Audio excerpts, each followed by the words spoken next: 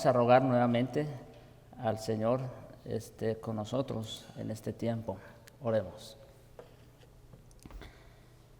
Padre nuestro que estás en los cielos, Dios de toda gracia, de toda misericordia, bendito seas, Señor, por Jesucristo, tu Hijo, por tu Espíritu Santo, Señor, que has enviado del cielo. Bendito seas, Señor, por todo lo que tú eres para nosotros.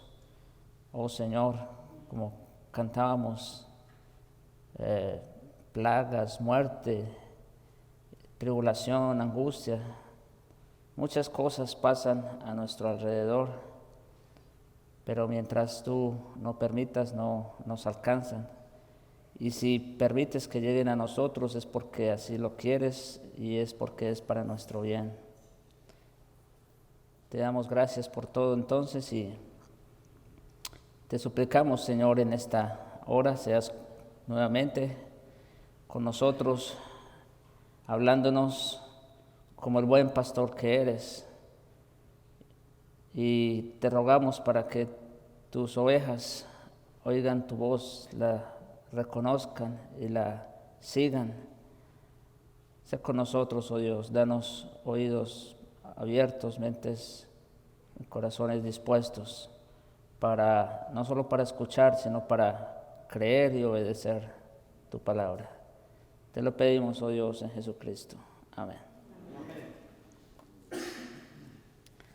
Bueno, estamos hablando en torno a la doctrina que tiene que ver con el decreto de Dios, ¿verdad? El decreto de Dios y, bueno, en un sentido general, un sentido universal, decimos y creemos que Dios es soberano sobre todas las cosas, ¿no? Sobre todas las cosas. Ya hemos visto varias de esas cosas en las cuales el Señor, nuestro Dios, es soberano. A ver si recuerdan algunas de las que hemos visto. Sobre las naciones, muy bien, todo lo que pasa. Y esa parte del decreto es bien interesante porque ustedes saben, ¿no? Las crisis por las que pasamos y lo que se avecina, que crea cierto miedo, ¿verdad? Que estamos a la expectativa de ver qué es lo que va a pasar en este país y en nuestros países, en fin. Entonces, debemos, hermanos, ciertamente aprender a confiar y a descansar en que sí, sabemos que claro, hay hombres malvados, perversos, corruptos, todo lo demás. Sabemos que también está el príncipe del mundo gobernándolos a ellos, ¿no es cierto? Y por eso hacen todo lo que hacen. Pero, como dice en Eclesiastés, acuérdense que por encima de ellos uno vigila todo lo que pasa. Y ese es nuestro bendito y soberano Señor. Así que esa es una verdad muy consoladora, hermanos, que debemos siempre, o sea, en medio de las crisis, en medio de los caos y de todo lo que pase, debemos siempre recordarnos una y otra vez que Él es soberano y que Él está por encima de los reyes y de todo. Muy bien. Otros asuntos sobre los cuales el Señor es soberano. ¿Sobre qué? El clima. Sí, claro. Bueno, eso está incluido dentro de pues todo lo que son los eventos de la naturaleza, ¿no? Eso también lo vimos, que el Señor es soberano sobre todo lo que pasa en la naturaleza, incluido, como dice el hermano, ¿verdad? El clima, los terremotos, los huracanes. Eso también es interesante porque a veces, ¿por qué nos llegó a nosotros esto, no? Bueno, el Señor sabe, él es soberano y Él sabe que es, bueno, pueden ser, en parte son juicios de alguna manera para una sociedad que está en incredulidad, ¿no es cierto? Y por otro lado, pues también Él va guardando a los suyos en medio de todo lo que pasa. Y también eventos sobrenaturales, ¿no? Como vimos en el caso de la creación, del diluvio, cuando el Señor calma la tormenta, etcétera, etcétera. Otro evento o otras... ¿Cuál? Sobre... Sí.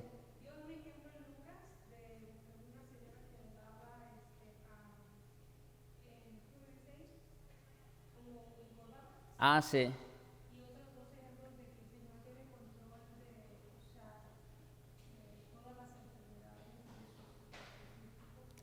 Correcto. Eso también es otra verdad muy consoladora, que el Señor es soberano sobre la enfermedad.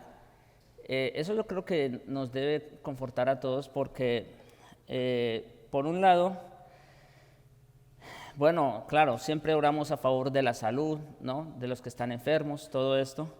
Pero después de todo, el Señor es soberano en la enfermedad. Sabemos que Él tiene poder para sanar al enfermo, si Él quiere, así puede hacerlo. Él lo ha hecho muchas veces. Para el Señor eso no es ningún problema, ¿no es cierto? O sea, Él es el Todopoderoso, Él es el Rafa, el sanador. ¿También se acuerdan de los nombres que vimos? O sea, para el Señor eso no es un problema.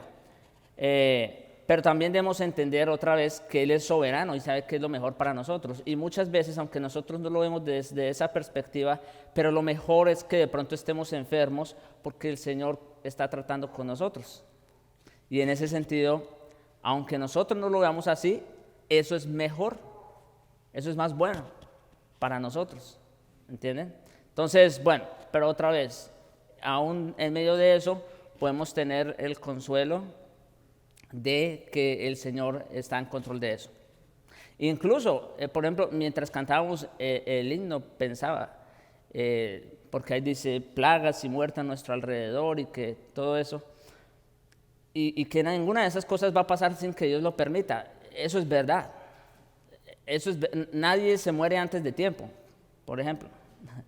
Bueno, hoy vamos a hablar específicamente de la soberanía de Dios sobre la muerte también, si el tiempo nos da. Nadie se enferma sin que Dios lo permita. Y aún si Dios permite que nos muramos, eso es bueno. En el caso de los santos, por supuesto, ¿no es cierto? Entonces, fíjense, ¿cómo podemos tener seguridad en este Dios? ¿No les parece? Es sumamente consolador. Bien, hermanos, no sé si recuerdan alguna otra de los... muy bien, sobre los demonios también. Vimos el caso de Acab específicamente, cuando el Señor ya estaba resuelto, ¿verdad? A acabar, a destruir a Acab.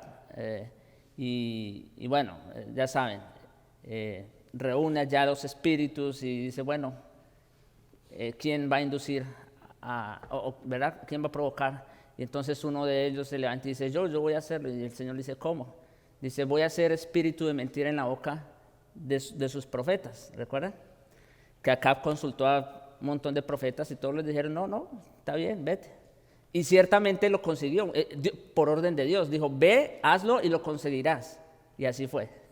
Entonces, ¿qué vemos ahí? Dios tiene control sobre los demonios. O sea, aún ellos, ¿verdad? No tienen autoridad, no tienen poder por sí mismos. Bueno, cuando el Señor llegó a Gadara y vio a este endemoniado, el Señor no había hecho una sola palabra. ¿Y qué fue la reacción de los demonios? ¿Qué tienes con nosotros, hijo de David, que has venido a atormentarnos antes de tiempo? El Señor no había hecho nada, pero su sola presencia, ¿no es cierto? Su sola presencia es autoridad sobre ellos. Y ellos lo reconocen. Por eso Santiago dice que aún los demonios creen y tiemblan. Y lo vemos en ese caso particular. Como ellos sabían quién era Él, ¿no? Y le obedecieron. Ok. Bueno, no sé si hemos visto algún otro.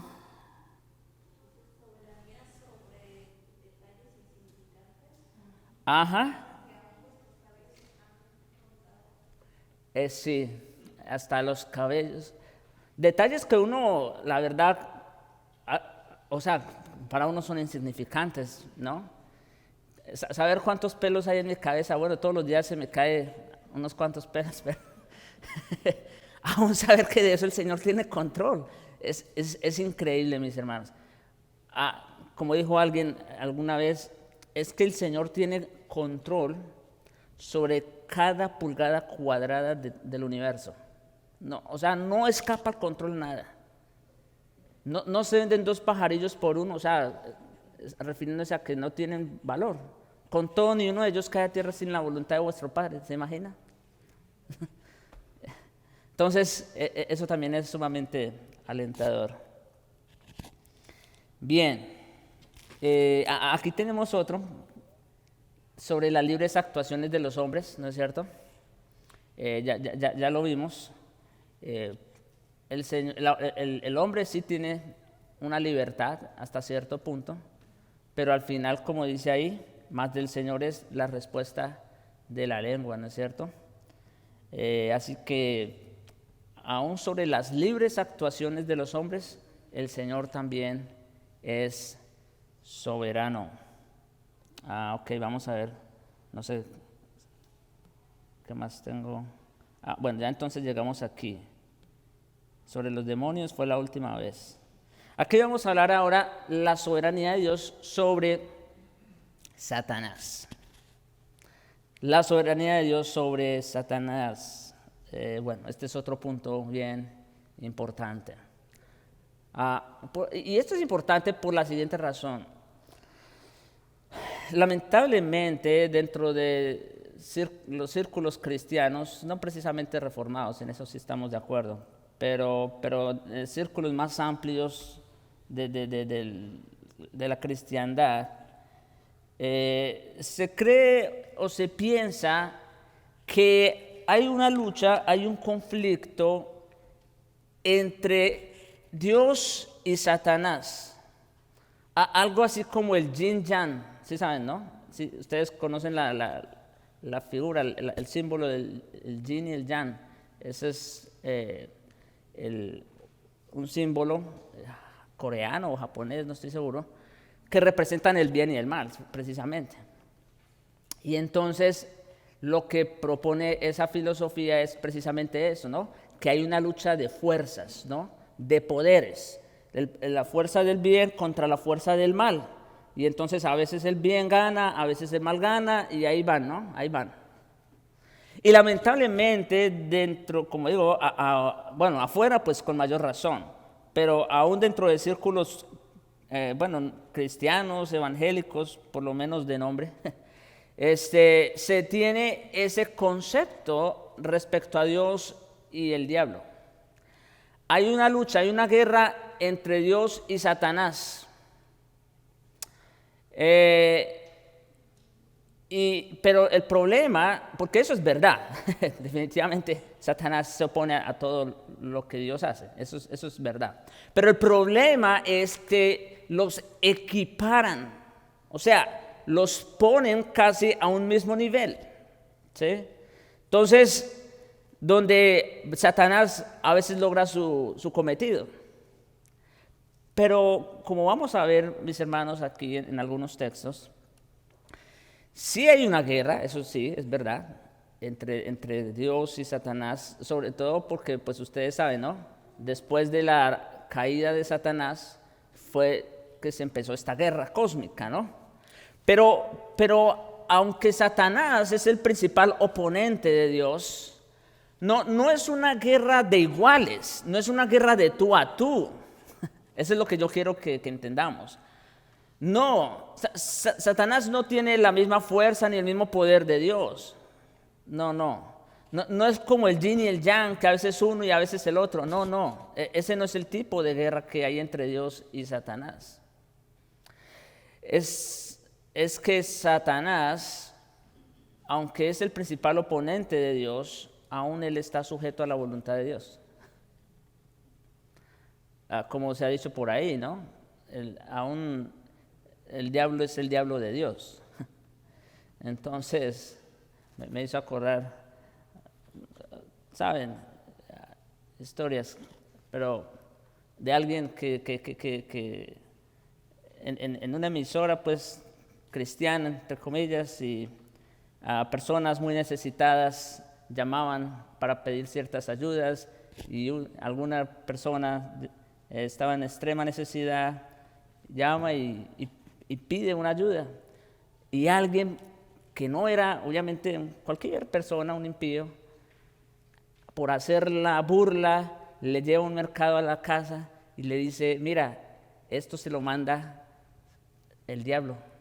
Y la persona que le recibe el mercado le dice, bueno, no me importa si lo mandó el diablo, porque aún yo sé que el diablo obedece al Señor.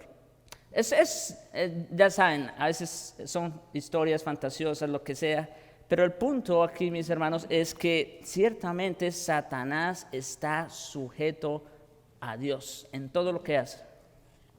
Entonces, eso lo vemos desde el puro principio. En la caída, en el Génesis 3, ustedes saben lo que pasó, ¿no? La caída del hombre. Y las palabras que Dios le dirige a Satanás se hallan precisamente en el capítulo 3, verso 15 de Génesis, donde dice, y pondré enemistad entre ti, le dice a Satanás, y la mujer, y entre tu simiente y la simiente suya. Esta, o sea, la simiente de la mujer, te herirá en la cabeza, y tú le herirás en el calcañar. Creo que ese texto casi todos lo conocemos y lo entendemos en cierta medida. ¿Qué es esto, mis hermanos? ¿Qué tenemos aquí? O sea, acuérdense, esto es un juicio. ¿Sí? El hombre cae y los llama a cuentas, ¿no es cierto? Y entonces empieza con Adán. ¿Qué pasó? ¿Y qué dice Adán? No, la mujer que me diste. Prácticamente la culpa es del Señor, ¿no? Porque Él fue el que le dio la mujer. ¿Sí? Sí, no. O sea, eso tiene mucho sentido. Porque, miren mis hermanos, cuando nosotros empezamos a culpar a otros, que es lo que normalmente tendemos a hacer, al final de cuentas estamos directa o indirectamente estamos culpando a Dios. Sí. Ok, pero y luego se dirige a la mujer y que dice, bueno, la serpiente me engañó y yo comí, etc. Y ya entonces luego se dirige a la serpiente. Que, pues bueno, ustedes ya saben, ¿no? El diablo. Y en ese contexto de juicio es que Dios pronuncia estas palabras de Génesis 3:15. Ok, ¿qué es esto, mis hermanos? No es difícil. Esto es nada menos que una declaración de guerra. ¿Sí? Vuelva. Pondré enemistad entre ti y la mujer, y entre tu simiente y la simiente suya. Esta te herirá en la cabeza y tú le herirás en el calcañar. Esto es una declaración de guerra. Punto. Ahora, lo interesante de esta declaración de guerra, por eso les decía ahorita, no es una guerra de fuerzas simplemente. No, porque miren que desde el puro principio, desde que el Señor pronuncia estas palabras, Él no solamente está proclamando una emancipación o una guerra, un conflicto, sino que de antemano está anunciando el final de la guerra. ¿Sí se dan cuenta? ¿Qué dice?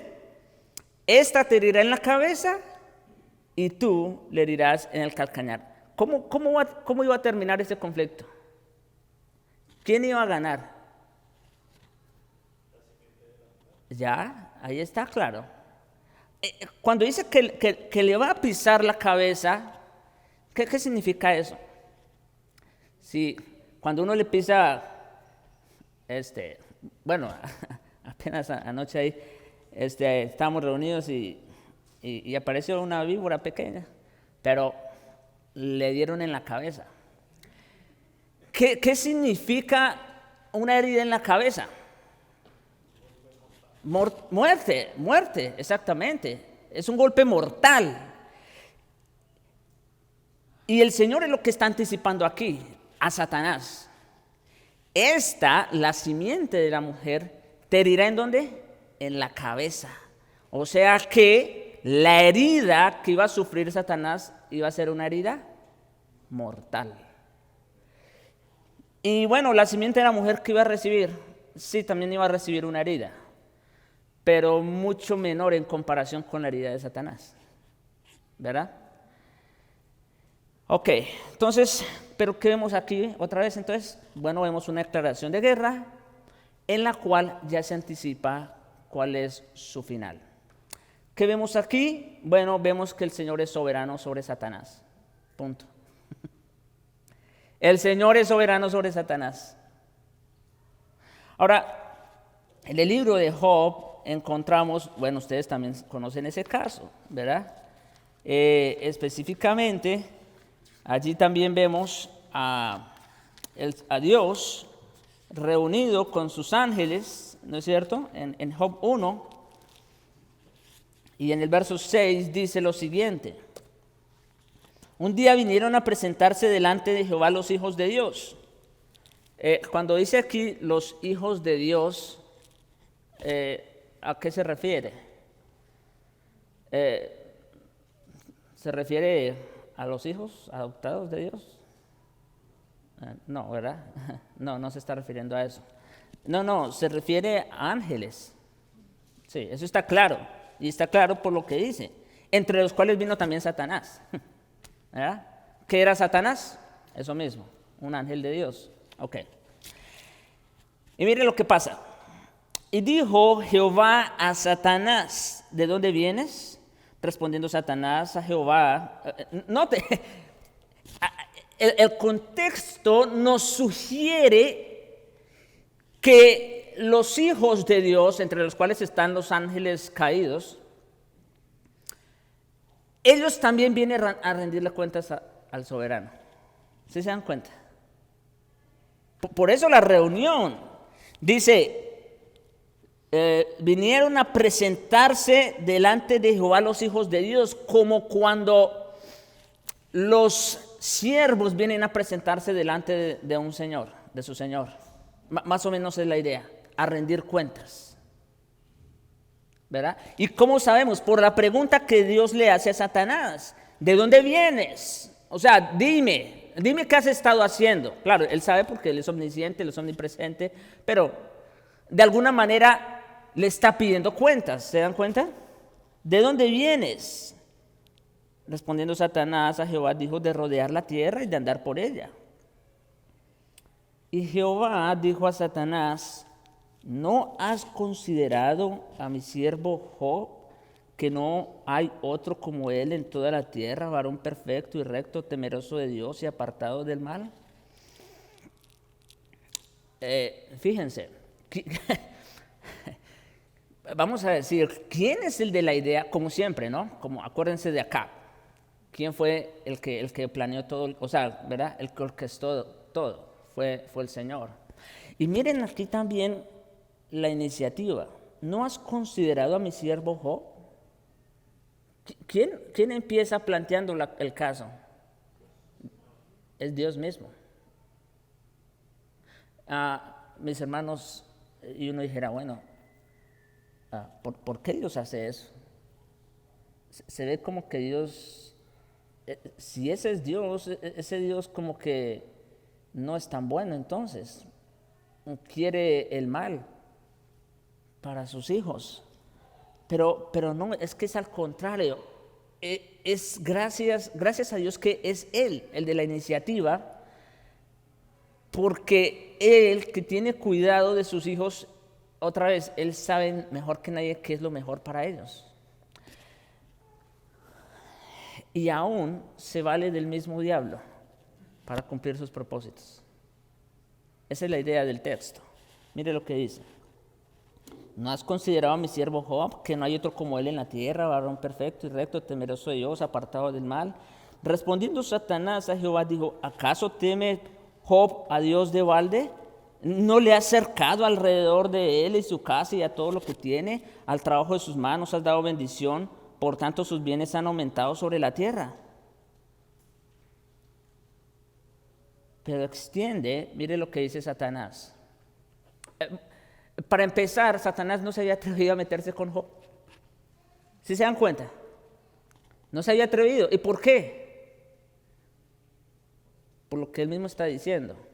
Señor, tú no tienes cercado. Gracias a Dios, ¿se dan cuenta, mis hermanos? Ni el diablo mismo nos puede tocar cuando estamos cercados del Señor.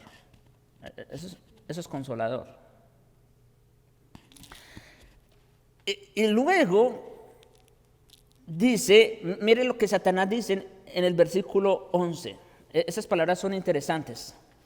Pero extiende ahora tu mano. Satanás le está diciendo a Dios, pero extiende ahora tu mano y toca todo lo que tiene y verás si no blasfema contra ti en tu misma presencia. En otras palabras, Satanás está reconociendo que él no puede hacer nada por sí mismo. ¿Lo ven? Noten, no está diciendo, pero deja yo voy y le hago daño. Eso no es lo que Satanás está diciendo, ¿no? Satanás está diciendo, tú extiende tu mano y tócalo. ¿Por qué? Porque sabe que solamente puede hacerlo con permiso de Dios. ¿Sí? Por eso dice, por eso habla de esa manera. Extiende tu mano, toca lo que tiene y verás si no blasfema contra ti en tu misma presencia. Dijo Jehová a Satanás, aquí ya entonces viene la orden. He aquí todo lo que tiene está en tu mano, solamente no pongas su mano sobre él. Y salió Satanás delante de él. Mis hermanos, gracias a Dios, Satanás también está en las manos del Señor. No puede hacer nada por sí mismo, no puede hacer nada por su propia voluntad, ni porque lo intente, a menos que Dios sea el que extienda su mano, como dice aquí. Sí.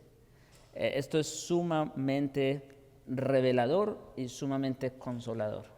O sea, revelador en el sentido de que yo quiero, mis hermanos, que nos vayamos de aquí conscientes de esta verdad.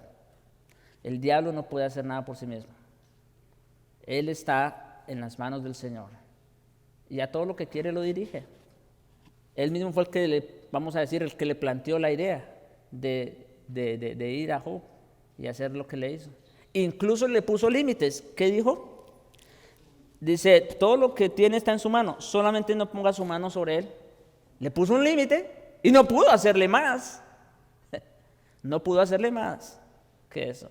Después, ustedes saben, en la historia, después le dice, Señor, el hombre, bueno, puede perder sus cosas y eso, pero piel por piel, o sea, tócalo a él. Y el Señor dice, ok, está bien, tócalo a él, nomás no le toques, no le quites su vida. Hasta eso. Noten cómo, y eso que estamos hablando en el Antiguo Testamento, donde en cierta manera, vamos a decir, Satanás no había sido atado en el sentido de, ¿verdad? Como vemos en el Nuevo Testamento. Pero vemos cómo aún desde el Antiguo Testamento, Satanás, con todo y la libertad que tenía, no podía hacer más de lo que Dios le permitía. ¿Cierto? Ok, mis hermanos. No sé si iba a decir algo. Sí, antes de que salgas del tema, siempre que tocamos el tema de Job, como un paréntesis, es importante entender, y porque inclusive he escuchado sermones en la Reforma de pastores hablando de Job, y como Dios hace una declaración de su justicia de Job, viene una pregunta para ver la importancia de hasta qué punto estamos usando la hermenéutica correctamente. ¿Job realmente era justo y nunca había pecado sobre la tierra? Y la respuesta es no. Ahora, Dios miente y la respuesta sigue siendo no. Y un rotundo no. Ahora, ¿qué es lo que estamos viendo aquí? Dios vio en Job la justicia de Cristo, ¿verdad? Era un justo, ¿verdad? Entonces, por esa razón Dios, pero también vio en él algo, porque nunca Dios toca y deja que sufra a un justo. nunca. Entonces quería tratar con la justicia propia de Job. ¿Me entiendes? Y por eso pasa lo que pasa. Solo lo sabemos gracias a la bendita doctrina, porque la doctrina más importante la hacen pedazos los mismos reformados, que es la depravación total. O sea, esa es nuestra doctrina madre. ¿Entiendes? Y la pasan por alto diciendo, bueno, no siempre Dios, dice, así los he oído a todos, dice, no siempre Dios trata mal a los pecados, siempre hay pecado. En el caso de Job no había ni un pecado. Siempre dicen lo mismo y digo yo, wow, ¿se me entiende? O sea, entonces Dios no juega así, no hace así las cosas, porque la Biblia no nos enseña algo así. O sea, la realidad es, Job, sí, en la misma manera que dice Dios, nadie se ha portado como mi siervo David, el cual nunca pecó. Si no entendemos la doctrina, tendríamos que cerrar la Biblia y no leer ese libro mentiroso. Decir, ¿cómo que no pecó? Quitarle la mujer a otro y matarlo, ¿no es pecado? Entonces entendemos nosotros que la justicia de Cristo ya Dios la miraba en ellos. Por eso Job dice, sé que mi Redentor vive, ¿verdad? Yo mismo lo veré. Entonces vemos nosotros bien claro eso. Y segundo, la otra cosa importante que tenemos en ese texto es cuando dijiste que cuando dice uno, Satanás no estaba suelto, o sea, y Satanás no estaba atado. Cuando vemos la atadura de Satanás, tenemos que tener claro una cosa, bien claro, y eso creo que me gustaría que todos nos quedara claro. La atadura de Satanás es para que no engañe a las naciones. O sea, Satanás sigue tan suelto como estaba con el tiempo de Job, pero en el sentido de que no puede engañar. En el tiempo de Job, solo ciertos hombres en particular conocían al Señor, pero las naciones estaban en tinieblas completamente. Ahora, gracias a que Satanás está atado, hay colombianos, hay salvadoreños, mexicanos, africanos, alemanes que aman al Señor y que son verdaderos creyentes por la obra que hizo Dios sobre Satanás. Así es. Entonces, esas dos cosas me gustaría, porque es bonito para que aprendamos a usar el Antiguo Testamento a la luz de la doctrina. Ok. Ahí, en ese caso, bueno, ¿verdad? En el caso de Satanás, ¿qué también hay que decir? ¿Qué es la atadura? ¿Verdad? O sea, porque bueno, Satanás no está atado físicamente, en el sentido de que está encarcelado y no puede salir. No. La atadura de Satanás es la palabra de Dios. O sea, en este caso, Dios le suelta a Satanás a Job, pero todavía lo tiene atado. Toca todo lo que tiene, pero no lo toques a él. Eso es una atadura. Es en ese sentido, ¿verdad? Eso para que lo entiendan lo tengan más claro. Perdón. Ok. ¿Ibas a decir algo? Sí, que me llamó la atención lo que dice Santiago con respecto a Job, ¿no? Y creo que es muy importante para tener el contexto en el momento que uno lea pues ese libro. He aquí tenemos por bienaventurados a los que sufren. Habéis oído de la paciencia de Job y habéis visto el fin del Señor. Que el Señor es muy misericordioso y compasivo. Entonces, le comentaba a mi esposa que viendo ya todo lo que el Señor trabajó con Job, uno se da cuenta cuál fue el propósito del por qué Dios envió a Satanás a hacer lo que hizo. Claro. No enfocarse netamente en que si Dios usó al diablo, bien cierto es así, pero ¿por qué? Entonces ahí es donde está el sentido y el propósito hermoso y perfecto de Dios. Así es. Ok. Veamos otros textos que nos hablan de la soberanía de Dios sobre Satanás, esta vez ya en el Nuevo Testamento. En Lucas, por ejemplo, capítulo 22, versos 31 y 32, dice, dijo también el Señor, Simón, Simón, he aquí Satanás os ha pedido para zarandearos como a trigo. Pero yo he rogado por ti que tu fe no falte.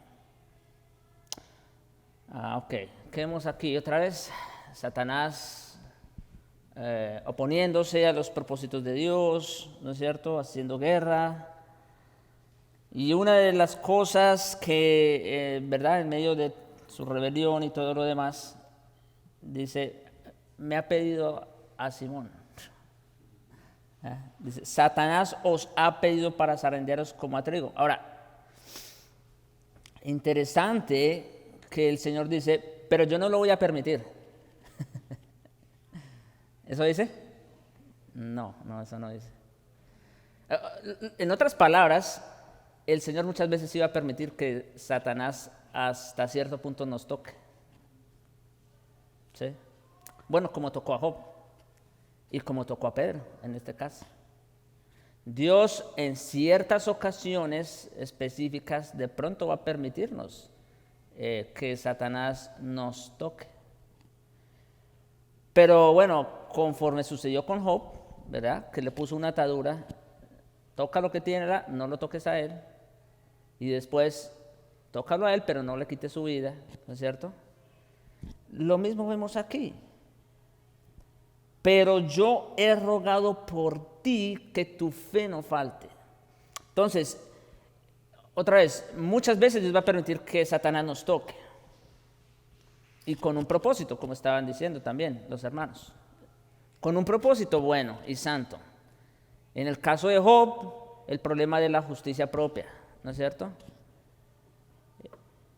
En el caso de Pedro, bueno, ustedes también ya conocen la historia. Pero siempre con un propósito el Señor va a permitir que Satanás de repente nos toque. Pero lo más importante, mis hermanos, allí no es salir del apuro corriendo o salir de esa situación como si nada. No. Lo más importante es lo que dice el Señor aquí. Y que esas palabras del Señor, obviamente, por promesa se extienden a todo creyente. Cuando dice, pero yo he rogado por ti que tu fe no falte. Es decir, aun cuando el Señor permita que pasemos por esas circunstancias adversas, que seamos tocados por el enemigo, aún en eso, lo que el Señor ya ha hecho por nosotros de antemano es rogar al Padre que nuestra fe no desmaye, no caiga. Y gracias a Dios por esa oración del Señor, ¿no les parece? Acuérdense que el Padre se complace en el Hijo únicamente. Sí. Y luego el Hijo dice, y todo lo que pidieres al Padre en mi nombre, os será hecho. Eso es bueno, eso es una buena noticia, porque tenemos la seguridad, tenemos la certeza de que aun cuando el diablo mismo sea el que nos toque, no va a pasar nada sin que Dios lo permita y que estamos en sus manos. Él nos va a guardar en el día malo. Esa es la promesa que tenemos aquí. Ahora, otro evento o otras palabras que tenemos del Señor en Juan 16, versículos 8 y 11. Dice, cuando Él venga, refiriéndose al Espíritu, cuando Él venga, convencerá al mundo de pecado, de justicia y de juicio. Y luego vamos al 11 y dice, de juicio, por cuanto el príncipe de este mundo ha sido ya juzgado. Wow. Esto nos debe hacer pensar otra vez en qué palabras que ya vimos al principio, ¿recuerdan? Génesis 3:15. El príncipe de este mundo ya fue juzgado. Claro, otra vez, acuérdense, mis hermanos, por eso no pierdan la referencia. Esto todo es un solo hilo conductor, de principio a fin. Dios le dice, la simiente, va a haber enemistad entre ti y la mujer, entre tu simiente y la simiente. O sea, la simiente de la mujer, te herirá en la cabeza y tú le herirás en el calcañar. Ya fue juzgado. Ya, punto. No hay opción para el enemigo, por más que lo intente, por más que se rebele contra el santo Dios, por más que lo intente, no va a lograrlo. ¿Por qué? Porque ya fue juzgado. Y una vez juzgado, ya no. Cuando un juez dicta una sentencia, no queda más o no se espera más, sino que se cumpla. En este caso, Dios ya dio una sentencia sobre Satanás. ¿Qué queda? Que se cumpla. Punto. ¿Se dan cuenta? Ya fue juzgado. Ahora, ¿dónde se cumple esa sentencia, mis hermanos? En primera instancia. Ya fue juzgado, ya se dictó una sentencia. Pero ¿cuándo tiene cumplimiento esa sentencia? Exactamente.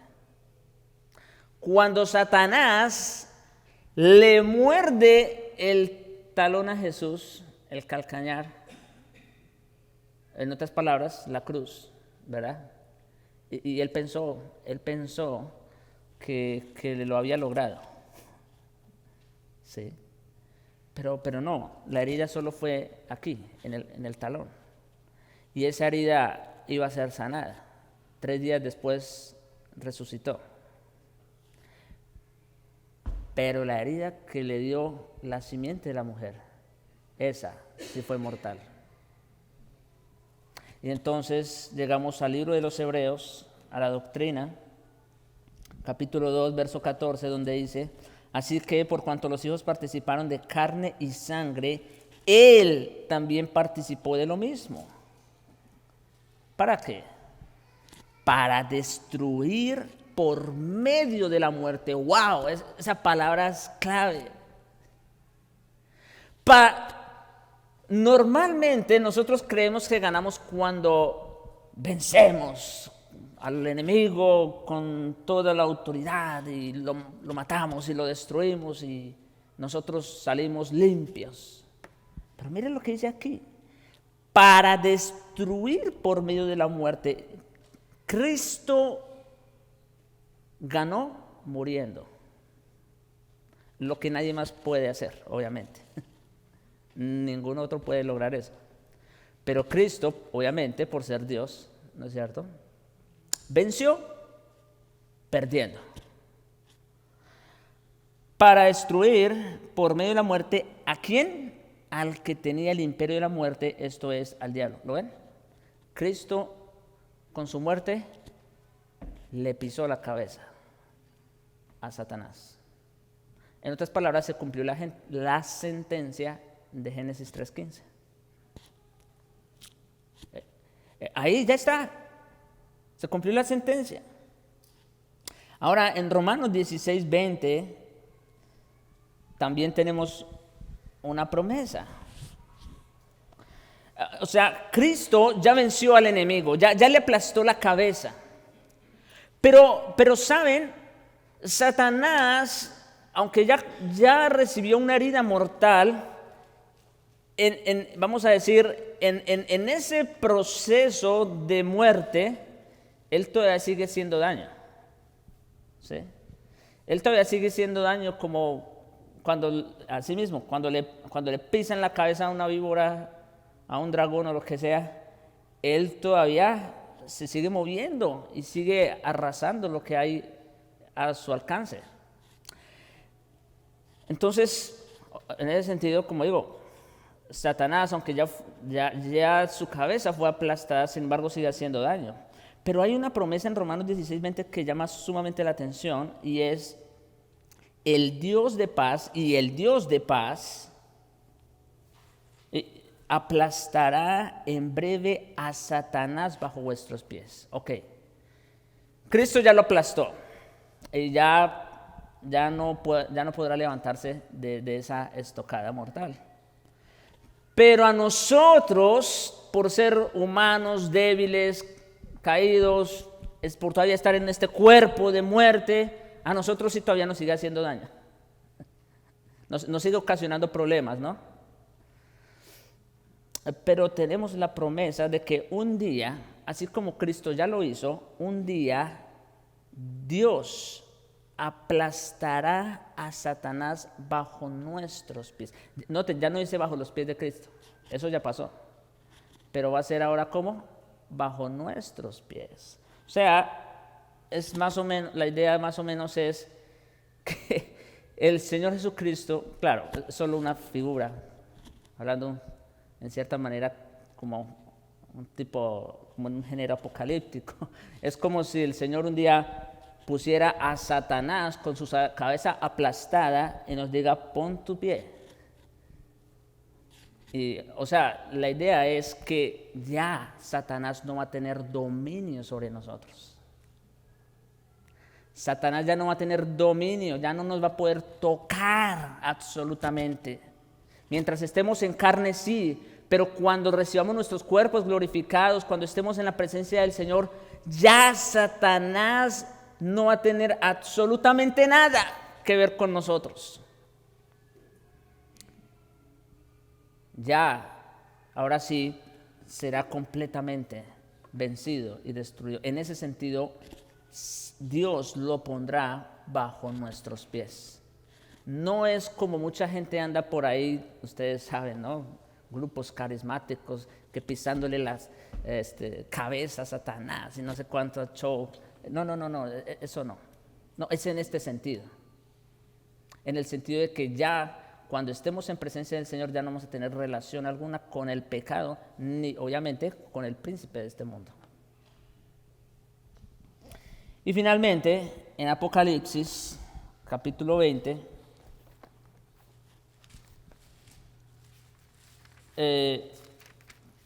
también tenemos estas palabras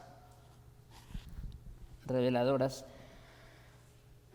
Acuérdense, Cristo ya le ocasionó una herida mortal a Satanás en su muerte, ¿no es cierto? Y también tenemos la promesa de que un día será puesto bajo nuestros pies. Ahora, miren Apocalipsis 20, versículos 7 al 10. Cuando los 1000 años se cumplan, los 1000 años, ustedes saben, y luego lo van a ver mejor. Los 1000 años no es otra cosa que el siglo presente. Así de fácil, no, sin entrar en más detalles. Los 1000 años corresponden ¿a qué? Al siglo presente, a la era presente. Y dice, cuando los 1000 años se cumplan, Satanás será suelto de su prisión. O sea, ¿se dan cuenta? Satanás ahorita tiene una atadura, es la palabra de Dios, para que no engañe a las naciones, ya como lo dijo el pastor Ricardo. Dice, será suelto de su prisión. Y miren lo que va a hacer ahora sí. Y saldrá a engañar a las naciones que están en los 4 ángulos de la tierra, a Gog y a Magog, a fin de reunirlos para la batalla, el número de los cuales es como la arena del mar. Entonces va a haber un tiempo al final en que Satanás va a volver a tener cierto dominio, señorío, como lo tuvo en un principio sobre las naciones. Y subieron sobre la anchura de la tierra y rodearon el campamento de los santos y la ciudad amada. O sea, se reunieron para acabar. O sea, cuando Dios, no es que Satanás va a salir de la prisión, no, cuando Dios le dé la salida, acuérdense, Satanás está controlado por el Señor. Y cuando Él sea suelto por Dios de esa prisión o de esa atadura, Él va a salir con todo. ¿No es cierto?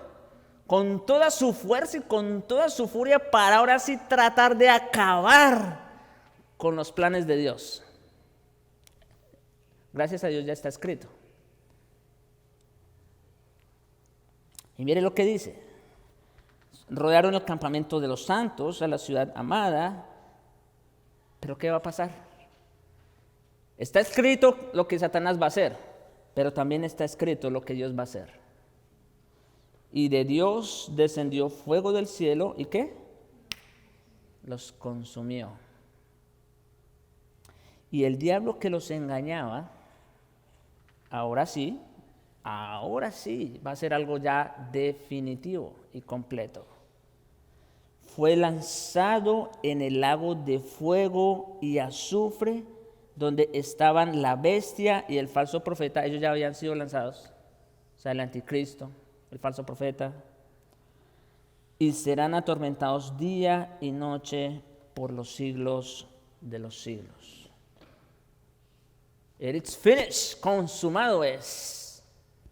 Ahí sí, ya Satanás no va a poder hacer absolutamente más nada en contra de Dios y sus planes y su reino. Ese va a ser el final de la historia para él. Bueno, en cierto sentido, porque como dice ahí, y serán atormentados día y noche por los siglos de los siglos, ¿no? O sea, esa será su historia sin fin. Sufrimiento y tormento, tras tormento, tras tormento, por los siglos de los siglos. Bien, mis hermanos, entonces yo creo que hemos recorrido las Escrituras de su principio hasta su fin, viendo cómo Dios es soberano sobre el enemigo, ¿no? Y retomando lo que decía al principio, esto no es una guerra de iguales, ¿no? No es que, bueno, Satanás se va a levantar contra Dios y lo va a vencer en algún momento y así van a estar. No, esto no es una lucha de poderes, no. Esto no es el yin yang, no. Es que Satanás está bajo el dominio y el gobierno soberano de Dios. Y él solamente hace lo que Dios le manda, punto. No puede hacer nada sin la voluntad de nuestro santo Dios. No sé si tienen hasta aquí alguna pregunta antes de terminar o algún comentario. Sí. Mira, el texto de Apocalipsis 20 prácticamente es el texto que se va a predicar hoy. Obviamente no me voy a brincar donde estoy, pero es el séptimo paralelo y tiene que ver con las guerras destructoras, ¿verdad? Entonces, voy a predicar el Apocalipsis 9, del versículo 13 al 21, donde estamos hablando de la sexta trompeta. Pero el mismo paralelo es el de el segundo caballo, el caballo rojo de las guerras, y es el mismo paralelo del capítulo 16 de las copas, de la sexta copa de la ira, y es el mismo paralelo porque, como le digo, es la historia contada 7 veces. Así que aquí vemos el mismo paralelo. Lo interesante es que quiero que les quede claro, ya que otra vez la escuela dominical fue tan impresionante para el tema que vamos a ver hoy. Primero, la declaración de guerra que se hizo en Génesis 3. Entonces vemos la soberanía y el control que Dios tiene, y luego vemos Dios promete una victoria sobre Satanás que se cumple en Cristo Jesús, ¿verdad? Pero luego también vemos la doctrina diciendo que Satanás es el príncipe, el Dios de este siglo, que controla y dirige las mentes de los creyentes. Entonces, esa derrota, ¿sí me entiende?, está prácticamente hecha, pero no ejecutada. La sentencia fue hecha, pero Satanás no puede estar ejecutado mientras haya relación con el pecado. Lo que le dio poder a Satanás fue el pecado de Génesis 3. Cristo viene y derrota al pecado. Esa es la derrota del diablo, porque derrota al pecado. Pero seguimos conviviendo con el pecado hasta que el pecado sea erradicado. Cuando el Señor venga por segunda vez, entonces definitivamente Satanás va a quedar anulado, como lo vemos en Apocalipsis 20. Entonces eso es la hermosura de estas escrituras, y cuando uno ve el contexto de esta forma, vamos a entender todos estos dramas y apocalipsis que vamos a ver tan espantosos, tan feos, de una manera tan hermosa como lo estamos viendo, porque esta es la doctrina, y la doctrina nos enseña, y así podemos entender el mensaje que se va a dar ahorita. O sea, es bien importante eso.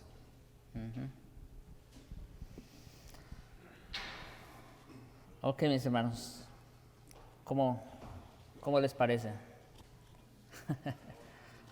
¿Aprendieron algo nuevo? ¿Ya lo sabían? ¿Les consuela? ¿Los asusta?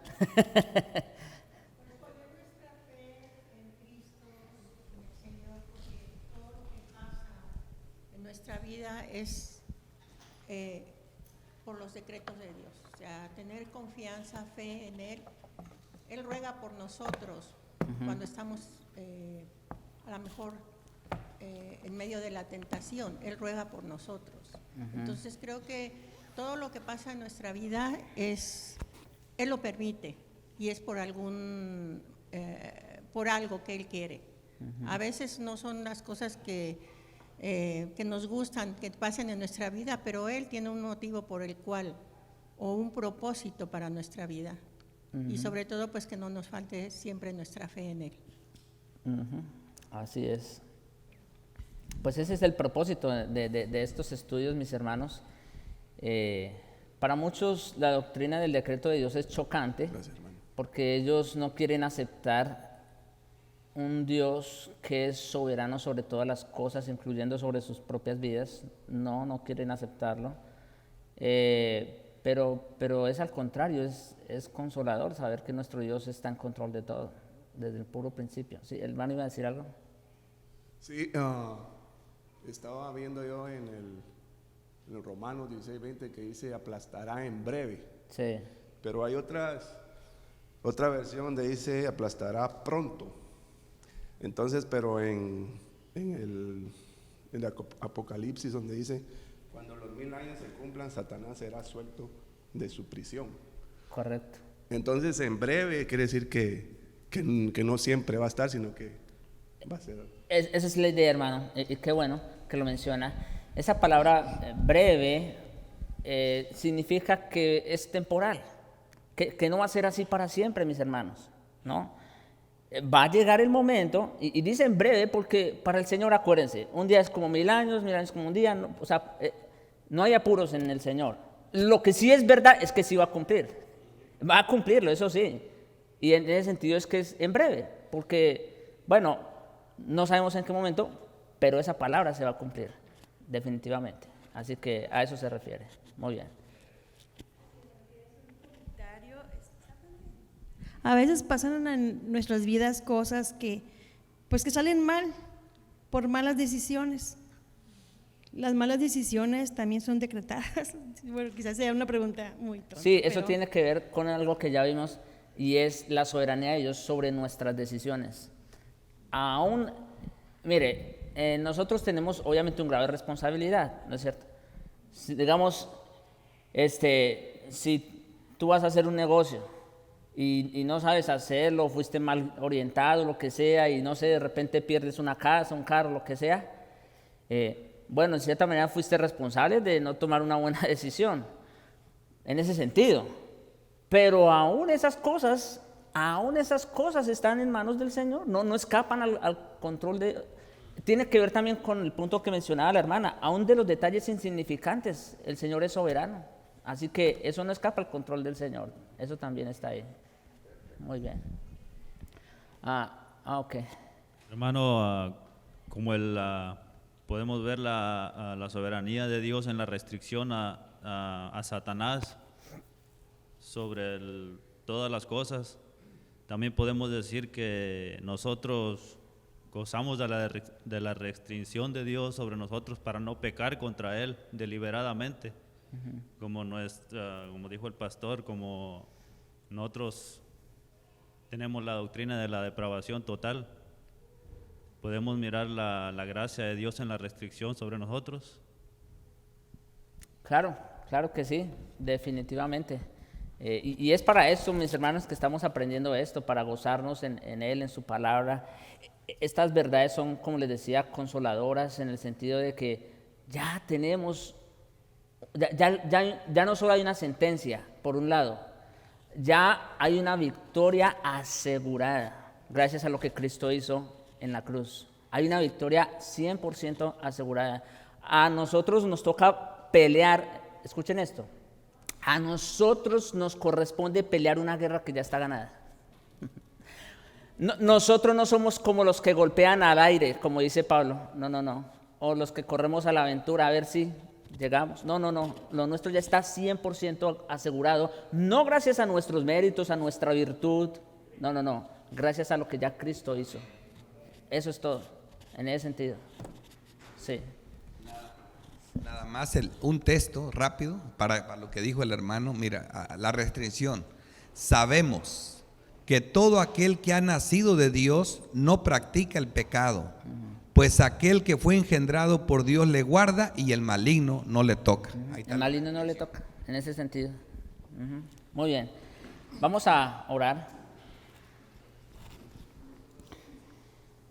Gracias te damos, oh Dios y Padre nuestro. Gracias te damos, Señor, por estas palabras que son consoladoras, confortantes para nosotros. El hecho de saber que tú eres soberano sobre todas las cosas, incluyendo el mismo Satanás.